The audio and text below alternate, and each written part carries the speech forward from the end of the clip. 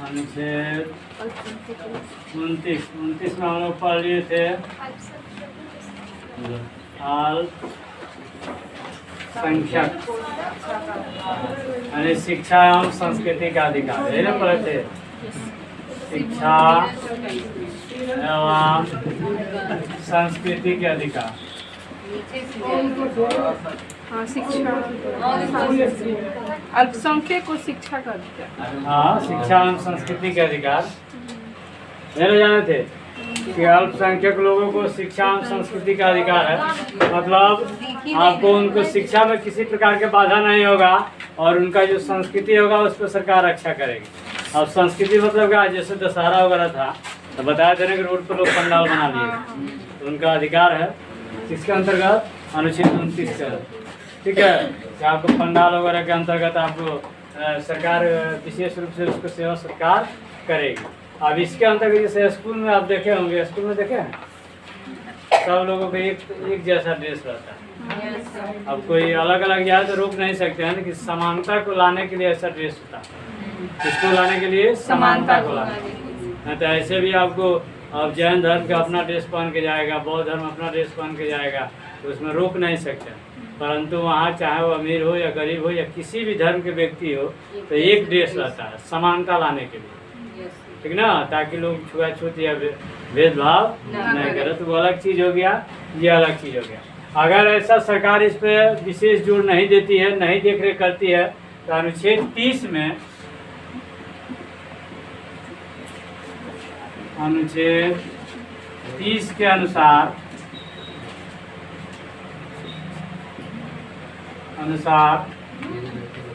अल्पसंख्यक अल्पसंख्यक अपना संस्था खोल सकता है। ठीक है, बात समझे। अगर सरकार इस पर विशेष जोर नहीं दे रही है तो अपना वो संस्था खोल सकता है। जैसे मानिए कि स्कूल में आपको क्या बोलते हैं जो लैंग्वेज उन लोगों का होता है, मुस्लिम लोगों का उर्दू वगैरह, जब उर्दू वगैरह की अगर विशेष पढ़ाई नहीं दी जा रही है सरकारी संस्था में, तो ये लोग अपना संस्था खोल सकते हैं। जैसे मदरसा तो ये खोल के रखे हैं, तो सरकार इसमें कोई हस्तक्षेप नहीं कर सकते, क्योंकि वो अपने शिक्षा के लिए वो खोले। ठीक है, इसमें क्या है, मतलब अपने संस्था का प्रावधान है कि अपना संस्था कोई भी व्यक्ति खोल सकता है। जैसे हम लोग प्राइवेट स्कूल नहीं खोलते हैं, सरकारी के बाद भी खोलते हैं ना, तो आपको हिंदू लोग खोलते हैं या चर्च वगैरह जो भी है तो खोल सकता है संस्था। अनुच्छेद 31 सर 29 को क्या कहा जाता है संविधान का? 29 को थोड़ा कहते हैं। 31 में क्या है, संपत्ति के अधिकार। संपत्ति के अधिकार को आप 44वां संविधान संशोधन 1978 में 301 के तहत कानूनी अधिकार में रखा गया या बनाया गया, जो भी चाहिए। ठीक है, और जैसे मानिए कि सभ्य फील्ड है, देख रहे हैं कैसे चफा बनाया है सब। तो अगर ये अनुच्छेद 31 के अनुसार अगर ये संपत्ति का अधिकार आता ना, तो सभ्य फील्ड को कोई नहीं छोड़ता। अब जो कवर कर लिया ना वो नहीं छोड़ता, लेकिन अब इसको संपत्ति का अधिकार को क्या कर दिया गया है, कानूनी अधिकार। आप सरकार के जमीन में तब तक रहिएगा जब उस जमीन का यूज सरकार नहीं कर रही है। जिस दिन उसको जरूरत पड़ेगा आपको खाली करना होगा, किसके अनुसार, कानूनी अधिकार। अगर संपत्ति का अधिकार हो रहता, मूल अधिकार रहता तो खाली नहीं होता, क्योंकि वो केस कर देता। अब ये कानूनी अधिकार है तो अब केस नहीं कर सकते, सरकार को जिस दिन चाहे वो छीन सकती है। ठीक है, तो उसी को कहते हैं कानूनी अधिकार। बताया भी थे कि कानूनी अधिकार क्या होता है। तो इसकी चर्चा किसमें है, संपत्ति के अधिकार के अनुच्छेद 31 में। ठीक है, जैसे पहले क्या होता था, मानिए कि जमीन जैसे बिकाता था ना, तो ये संपत्ति के अधिकार में आपको दो तरह से कर सकते हैं। एक होता है आपको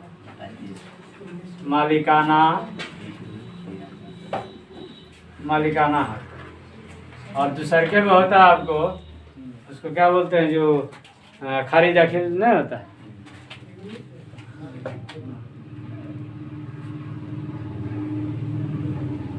खारिज दाखिल होता है, इसी के अंतर्गत आएगा खारिज दाखिल। ठीक है, जैसे कोई भी व्यक्ति से हम लोग जमीन लिखवाते हैं तो उसमें क्या करते हैं, खारिज दाखिल करवाते हैं ना। तो जब तक खारिज दाखिल नहीं होगा वो पूर्ण रूप से जमीन उस व्यक्ति का नहीं होगा। मानिए कि आप लिखवा लिए या ये करेबे नहीं किए, खारिज दाखिल का मतलब होता है कि अपना नाम करवाना। पहले तो इस व्यक्ति का नाम था, ठीक है, माने कि इस व्यक्ति का जो मालिक है उसका नाम था, टैक्स भी वही दे रहा है। अब जैसे आप कोई जमीन खरीदे हैं तब उसको अपने नाम से करवाना ही खारिज दाखिल कहलाता है। जमीन के टैक्स यानी कर अपने नाम करवाना, ये होता है। तो कोई भी जमीन जब हम लोग खरीदेंगे तो क्या करवाना है, सबसे पहले खारिज दाखिल। हाँ वही है ना, खारिज दाखिल मतलब खारिज दाखिल का मतलब इसी में छुपा हुआ है नाम। खारिज मतलब उसका नाम हटवाना है, अपना नाम चढ़वाना, खारिज दाखिल वगैरह कहते हैं खारिज दाखिल। और जब तक ये खारिज दाखिल नहीं होगा पूर्ण रूप से आप जमीन के मालिक नहीं। वो चाहे तो मुझे भी सकता है, ठीक है। ये है इसमें। अब है अनुच्छेद 32, इसमें किसी को दिक्कत। 31 में एक जगह और संपत्ति के अधिकार की चर्चा है, कौन बताएगा? 19 में हाँ, वो तो मौलिक अधिकार के अंतर्गत है, वो मौलिक अधिकार के अंतर्गत है। 300 के कम में। हाँ 300 का कम में तो कानूनी अधिकार हो गया। अनुच्छेद 32 इसको क्या कहते हैं? संविधान की आत्मा। किसने कहा था? भीमराव अम्बेडकर। ये बोले थे भीमराव अम्बेडकर, संविधान की आत्मा इसको कहते, ठीक है। और अनुच्छेद 32 के अनुसार दो तरह का अनुच्छेद होता है। 32 का अंतर्गत 32 या 139 का अंतर्गत भी रीट, ये पूछे हुए क्वेश्चन। अगर 32 ऑप्शन में नहीं मतलब कहेगा कि सर्वोच्च न्यायालय में किस अनुच्छेद के तहत हम रीट दायर करेंगे, तो या तो 32 या 32 नहीं रहेगा तो 139 के तहत भी दायर कर सकते हैं। और अनुच्छेद 226 क्या है? अनुच्छेद आपको 226 के अंतर्गत उच्च न्यायालय में जा सकते हैं। उच्च न्यायालय में रीट, और इसके 32 के अंतर्गत सर्वोच्च न्यायालय में रीट दायर कर सकते हैं, ठीक है। क्वेश्चन पूछेगा कि अनुच्छेद 32 के तहत क्या होता है, तो सर्वोच्च न्यायालय में रीट दायर होता है। रीट क्या होता है वो आगे समझेंगे। रीट जैसे आपको कोई आपके मौलिक अधिकार के हनन कर रहा है तो आप जाके केस कर सकते हैं, ठीक है। मानिए कि अभी हमको पुलिस उठा ले जाके 5 दिन बंद कर दे, तो ये मौलिक अधिकार के हनन हो, ठीक है। पुलिस को यह अधिकार है कि उठा के बंद कर सकता है, लेकिन कितने देर? 24 घंटे ही। अगर 24 घंटे से ज़्यादा हो रहा है तो मेरा कोई आदमी जाके कोर्ट में केस कर सकता है। किसके खिलाफ? जो अधिकारी उठाया है, या वो अधिकारी थाना के प्रभारी, थाना प्रभारी है थाना के, तो थाना प्रभारी पे ही केस होगा, ठीक है। एक बार हुआ था ऐसे, तो सुप्रीम कोर्ट एक बार ओकरा घर वाला 5 दिन रख दिया, छोड़वे नहीं कर रहा था, तो जाके सुप्रीम कोर्ट में केस कर दिया, तो वहाँ से आदेश आया, ठीक है। तो बुलाएगा उसको कि कहाँ रखे हैं बताइए, जवाब देना होगा ना कि 5 दिन कहाँ रखे। जब ये जुर्म किया है तो इसको कोर्ट में पेश कीजिए 24 घंटे बाद, नहीं तो छोड़िए, है ना, होता है। तो ये होता है रीट। अभी ये रीट आपको 5 तरह से होता है। अधिकारियों को भी मिलेगा, जो आम जनता है उसको भी मिलेगा, ठीक है। जो बड़े बड़े अधिकारी कर्मचारी वगैरह को मिलता है। ये राष्ट्रपति और राज्यपाल पे ये सब लागू रीट नहीं होगा। अब आप चाहिए कि राष्ट्रपति पे जाके केस कर दें अनुच्छेद 32 के तहत, तो ये नहीं होगा। ये तभी तक चले अब इसके अनुसार जो रीट होता है, रीट 5 प्रकार के होता है। 5 प्रकार के रीट कितने प्रकार के? 5 प्रकार के होता है। नोट कीजिए ताकि आगे बढ़ा जाए। चलिए, इसमें अब रीट हम लोग जानते हैं। रीट कितने प्रकार के? 5 प्रकार के रीट। 5 प्रकार के। अच्छा, ये लिख देते हैं रीट। 5 प्रकार के रीट। यानी 1 नंबर बंदी प्रत्यक्ष करण। बंदी प्रत्यक्ष करण। बंदी प्रत्यक्ष करण क्या होता है? आम लोगों के लिए जारी किया जाता है। हम लोगों को, जैसे अभी हम बताए कि हमको कोई पुलिस पकड़ लेती है और 24 घंटे के अंदर उसके आप कोर्ट में पेश नहीं करती है, तो हमारे घर के गार्जियन या आपको जो हमारे चाहने वाले हैं क्या करेंगे? बंदी प्रत्यक्ष, यानी अनुच्छेद 32 के अंतर्गत सर्वोच्च न्यायालय भी जा सकते हैं और 226 के अनुसार उच्च न्यायालय में भी जाके केस कर सकते हैं कि हमारे आदमी को ये पकड़े हैं और इतने घंटे हो गया आज अब तक नहीं छोड़े हैं। तो उधर से कोर्ट अब इनको नोटिस भेजेगा दरोगा साहब को लगे कि आइए तनी अथी पर पहुँचिए, है ना, कोर्ट में आइए, पूछताछ करना। जाएंगे तो पूछा जाएगा कि क्यों नहीं छोड़े हैं, क्या रीजन है, ठीक है, तो बताएंगे, नहीं तो छोड़ना हो। तो ये कितने घंटे के अंदर? 24 घंटे के अंदर व्यक्ति को यानी व्यक्ति को रिहा। मुजरिम लिख दे कि व्यक्ति? मुजरिम गलत हो जाएगा, ध्यान दीजिएगा, क्योंकि हम बताए थे कि जब तक कोर्ट किसी व्यक्ति को मुजरिम साबित नहीं करती है तब तक उसको मुजरिम कहना गैर कानूनी बात है। आप कहिएगा तो आप पे भी केस हो जाएगा। अब मानिए कि हमको पुलिस अब किस मामला में लेके गई है पते नहीं है, आप कह दीजिए चोर है, ये किया है, वो किया है, तो गैर कानूनी बात, ठीक है। रीट दायर होने के बाद अपराधी को छोड़ दिया? नहीं, हाँ, छोड़ दिया जाएगा। मतलब अब कोर्ट में अब मानिए कि जैसे अब जो आप कोई गुनाह किए हैं तो आपकी पुलिस क्यों पकड़ी है? केस करने के लिए। तो केस नहीं किया है तब ना अपने पास रखी है। अगर केस कर देगा वो तो 24 घंटे के अंदर उसको लेके जाना होगा कोर्ट में। अब पुलिस के काम है केवल पकड़ना, सजा देना काम है कोर्ट के। तो जब ये गोली मारे हैं, कुछ भी किए हैं, तो इनको कहाँ लेके जाइए? कोर्ट में लेके जाइए।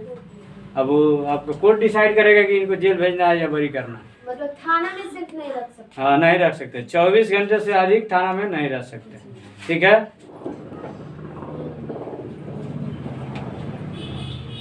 अधिकार परीक्षा। अधिकार परीक्षा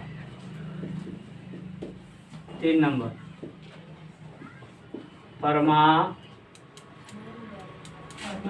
परमादेश। परमादेश का मतलब जानते हैं?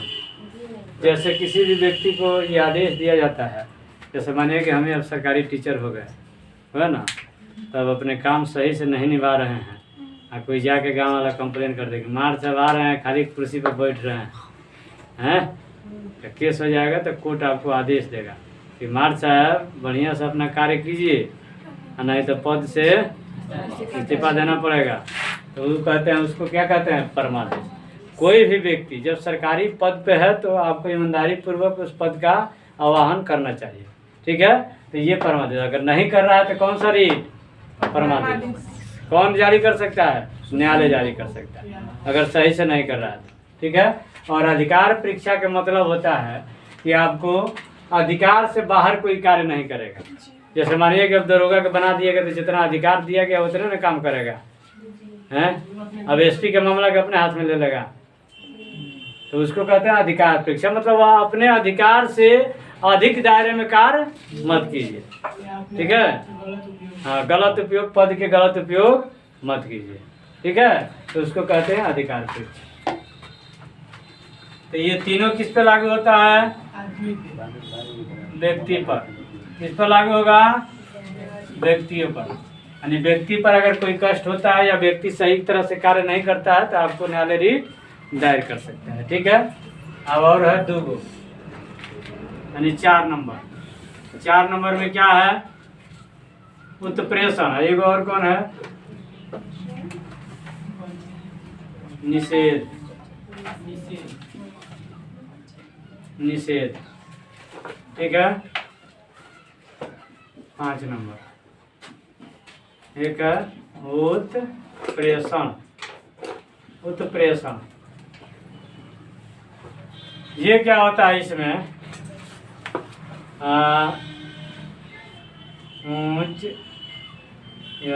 उच्च न्यायालय या सर्वोच्च न्यायालय देखिए सर्वोच्च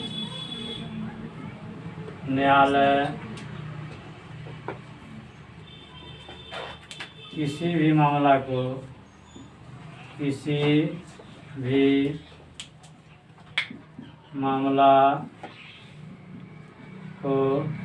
भी मामला को दूसरे न्यायालय में भेज सकता है। क्या कर सकता है? भेज सकता है। बात समझे? अगर मानिए कि कोई मामला आपको पटना उच्च न्यायालय का हो और पटना उच्च न्यायालय में कोई मामला चल रहा हो और सही तरह से वो पटना उच्च न्यायालय कोई कार्य नहीं कर रहा हो, उस पर कोई रिपोर्ट नहीं दिया, अच्छे तरह से नहीं किया, तो सर्वोच्च न्यायालय जब आप चल जाइएगा ना तो सर्वोच्च न्यायालय पटना उच्च न्यायालय को बोलेगा, कहेगा कि अभी तक क्या कर रहा है कि ये काम नहीं फरिया है, करा के ट्रांसफ़र करके कहाँ भेज देगा? दूसरा न्यायालय में। सुप्रीम कोर्ट में नहीं, दूसरा न्यायालय में ट्रांसफ़र कर देगा। मैंने कह देगा बढ़िया से कार्य नहीं किया तो दूसरा न्यायालय में भेज दिया। जैसे कोई भी केस दूसरे हाँ भेज सकता है उच्च न्यायालय में, दूसरे को किसी भी उच्च न्यायालय में वो भेज सकता है। जैसे मानिए कि कोई केस हो, अब यहाँ के दरोगा अगर उनसे बस का नहीं है, अच्छा से कार्य नहीं कर रहे हैं, तो इनको हटा के दूसरा दरोगा को ना दे दिया जाएगा कि नहीं, कि मामला में अभी कुछ नहीं किए तो छीन के दूसरे आदमी को दे दिया जाता है। उसी तरह यहाँ है, निषेध के मतलब होता है कि कोई भी आपको अगर मतलब आपराधिक का केस कहीं चल रहा हो या किसी भी मामला का केस चल रहा हो किसी न्यायालय में और वो अच्छा से कार्य नहीं किया, एक समय पर अपना रिपोर्ट नहीं दिया, तो सुप्रीम कोर्ट क्या कर सकती है कि उस मामले को उस न्यायालय से लेकर के दूसरे न्यायालय में भेज सकती है। ठीक है, इसी मामला को कहते हैं निषेध। ठीक, उत्प्रेषण का मतलब क्या होता है? जब कोई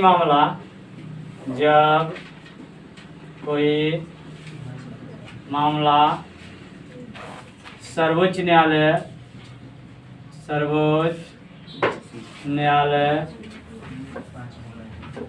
अपने पास रख ले। हाँ, समझ में आया? जब किसी भी मामला को, कोई भी मामला हो, आज सर्वोच्च न्यायालय क्या करेगा उस मामले को, अभी हम लोग इससे ऊपर पढ़े कि ट्रांसफर, और जब कोई जैसे मानिए कि पटना हाई कोर्ट में कोई मामला है और नहीं हो रहा है तो यहाँ तो हम लोग ट्रांसफर पढ़े, और यहाँ क्या करेगा वो अपने पास बुला लेगा, कहेगा लाओ मेरे पास दो, मामला हम देखेंगे, तो उसको कहते हैं उत्प्रेषण। और जब ट्रांसफर किया जाएगा तो उसको कहते हैं निषेध, ओकरा पर रोक लगा के और दूसरा में ट्रांसफर कर देगा। और उत्प्रेषण के मतलब वो अपने पास रख लेगा, कहेगा मेरे पास भेजिए मामला। ठीक है, समझ गए? 5 प्रकार के रीट। तो रीट कितने प्रकार के? 5 प्रकार के। तो क्वेश्चन कहेगा कौन सा रीट आपको ओनली फॉर न्यायालय के लिए लागू होता है? 2 कौन सा रीट आपको व्यक्तियों के लिए लागू होता है या कर्मचारियों के लिए लागू होता है? 3 हाई 2 देखिएगा, अगर ये 2 के एक कर्मचारियों के लिए, अब कर्मचारियों के लिए अभी किसी मंत्री पर लागू नहीं होगा, ध्यान देंगे। राज्यपाल, राष्ट्रपति, मंत्री पर लागू नहीं होगा। ठीक है, बाकी ये जो है ये व्यक्ति पर है। ठीक है, आम जनता पर। 32 को बोलेंगे कि सर्वोच्च न्यायालय मूल अधिकार या मौलिक अधिकार है ना, रक्षक, मौलिक अधिकार के रक्षक उच्च न्यायालय या उच्चतम न्यायालय। ठीक है, तो मूल अधिकार के रक्षक किसको कहेंगे? सुप्रीम कोर्ट या हाई कोर्ट। दोनों। कौन है? दोनों। अब किसके अनुसार है? किसके अनुसार है? के अनुसार सर्वोच्च न्यायालय अनुच्छेद 32 एवं 226। यह सर्वोच्च न्यायालय, यह उच्च न्यायालय। समझ गए? 32 को और कुछ चलिए अब है अनुच्छेद 33 है। अनुच्छेद 33। अनुच्छेद 33 में क्या है? देश की रक्षा। ठीक है, देश की रक्षा यानी गुप्तचर, आईबी को क्या बोलते हैं? आईबी, सीआईडी,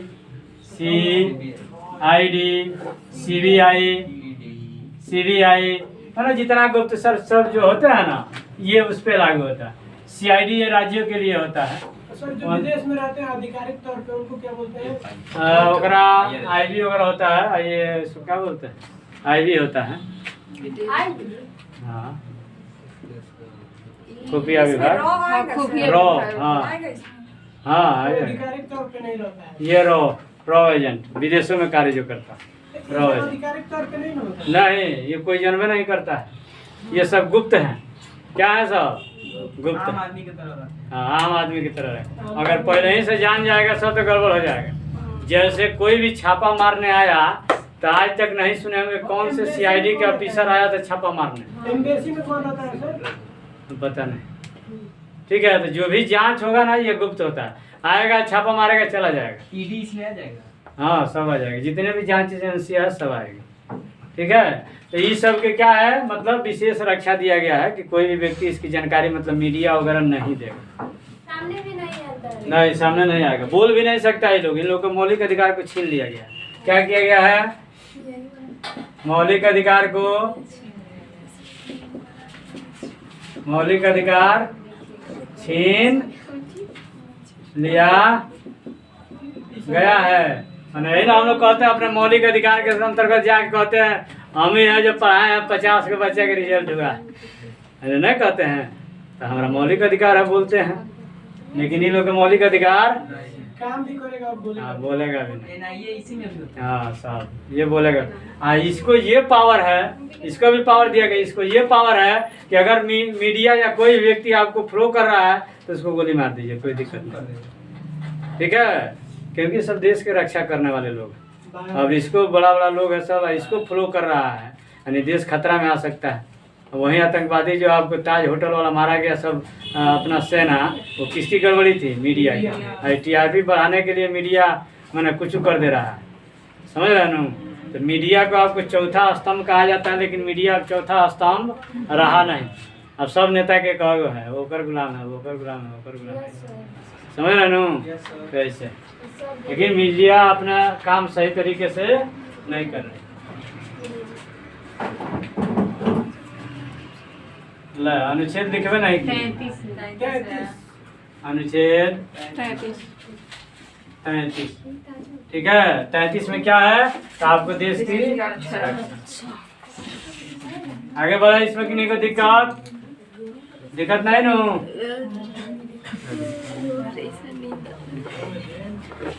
अनुच्छेद 34। अनुच्छेद 34 में क्या है? सैन्य रक्षा या सैन्य क्षेत्र, समझे? यानी किसी भी सैनिक क्षेत्र में अब दूसरा का आपको एथी नहीं चलेगा, सेना का ही चलेगा। जहाँ जाते हैं देखे होंगे, जहाँ भी सेना होगा ना तो इधर लिखा होगा, जैसे मीरगंज जाइएगा तो लिखा होगा मीरगंज पुलिस आपके सेवा में हाजिर है, गोपालगंज पुलिस आपके सेवा में हाजिर है। लेकिन कहीं सैन्य क्षेत्र में जाइएगा तो इन्हें लिखा होगा कि फलाना क्षेत्र के पुलिस आपके सेवा में, वहाँ सैन्य क्षेत्र लिखा होगा। माने अब सैन्य क्षेत्र में कोनो पुलिस कार नहीं, उन्हें केकर कार्य करेगा? ढेर है, हाँ, पुलिस का अधिकार खत्म, सेना का अधिकार वहाँ है। अब ढेर उतर फुतर कीजिएगा तो 2-4 डंडा मारिए देगा। वहाँ पुलिस कुछ नहीं कर सकती, क्योंकि उस क्षेत्र को किसके जिम्मे सौंप दिया गया है? सेना के जिम्मे। अभी कहिए कि हमारा मौलिक अधिकार है अनुच्छेद 19 में बोलने की स्वतंत्रता, घूमने की स्वतंत्रता है, मार के पटवा देगा, कहेगा 19 आपको उस क्षेत्र के लिए जहाँ हम लोग नहीं हैं, अभी हम लोग एरिया है तो 19 खत्म, ठीक है? नहीं कहता है कि 19 के अनुसार पढ़े थे ना, 19 के अनुसार भारत में कहीं घूमने की आज़ादी, बोलने की आज़ादी, संगठन बनाने की आज़ादी, तो ये आज़ादी ये क्षेत्र के बाहर है, इस क्षेत्र में नहीं हो। अब सेना कोनो आतंकवादी के घेरले है, अजय कहिए कि सर अनुच्छेद 19 घूमने की आज़ादी है, तो सबसे पहले वो तो वार्तालाप के पहले आप ही को गोली मार देगा, कहेगा कहीं ओकर भाई ना है ये हैं। तो सबसे पहले ये सरकार के मतलब कर्तव्य है कि व्यक्तियों की रक्षा करना। तो सरकार यही ना पहले ही लगा देगी बोर्ड की इधर व्यक्ति नहीं आए। कौन सा लॉ? अनुच्छेद 34 लागू है, तो 19 को भुला जाइए। अब कहिए कि नया 19 सही है, चलते हैं तो वार्तालाप के पहले ही गोली मार देगा। अच्छा, कौन कौन अनुच्छेद खत्म हो जाता है सबसे? 19 सिर्फ 19 का अनुच्छेद 35 में क्या है?